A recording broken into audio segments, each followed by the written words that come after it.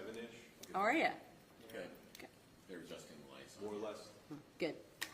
Yeah, you know, the prosecutor gets that fancy media room with the fancy lights that Joe Dieter's put together, the Hollywood lights, right? I never got that. Never got that. They also have PIOs and they have whatever. I'm the PIO. What did it say? The chief diaper changer, bottle washer in this office, right? You do windows? Don't do windows, I'm sorry. Do bathrooms, but not windows.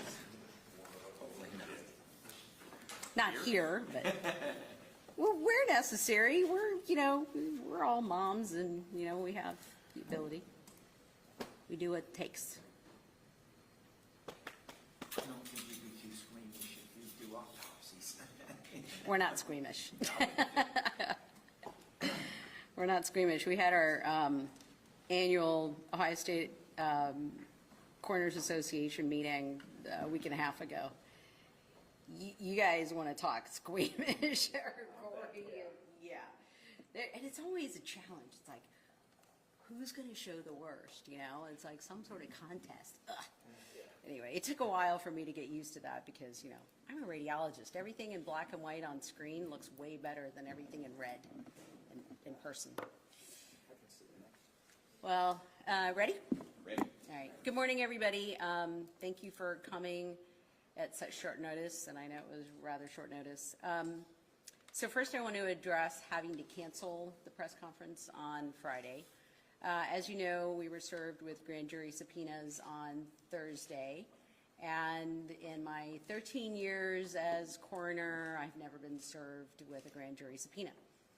And I looked into it, and I believe, at least in the history of Hamilton County in the last 40 years, that hasn't happened to any of the coroners. So this was new territory. We had to learn some things. We had to consult some people. We had to ask a lot of questions. And so I decided putting off the press conference until we got some answers was the better way to handle things. So thank you for coming for the delayed press conference, shall we say, postponed.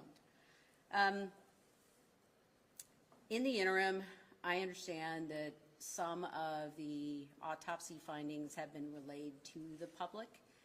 And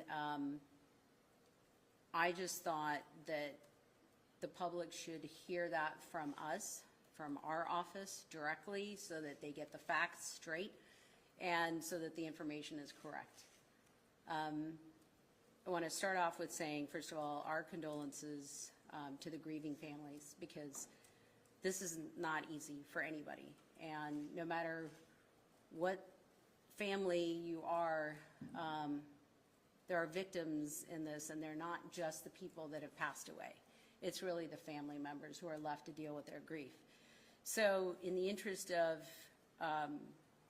hopefully easing some of the pain and also to be able to provide the media, and you have sent me many written requests asking for the preliminary autopsy findings, and we've always worked well together in trying to provide the information and the truth to the public. So I'm counting on you to do that here. And so I thought I will give you a copy of this when I'm done with the press conference, but I wanted to at least give you the preliminary autopsy findings on Ryan Hinton.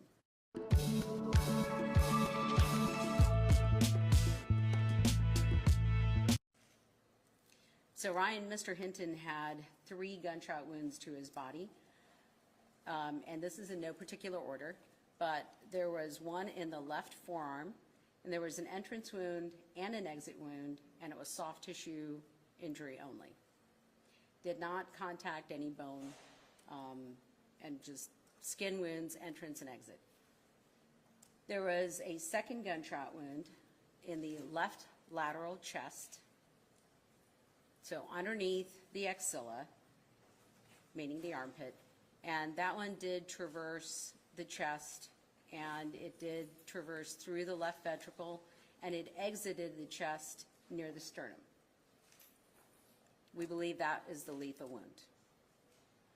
There was a third, basically just beneath the skin wound, and it was in the right posterolateral chest, adjacent to the shoulder, and it was soft tissue only. It traveled beneath the skin, and ended just beneath the skull, and we were able to retrieve that bullet.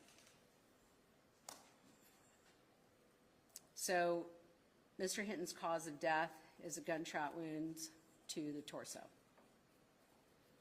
Left lateral chest, we believe, was the lethal wound. And his manner of death is homicide.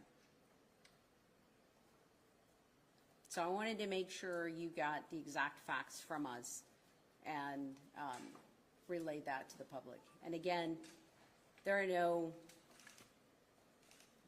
no words to express our grief and our sorrow to the family members. And we hope that this provides some solace to know the actual facts. You ready to take questions? I'm ready to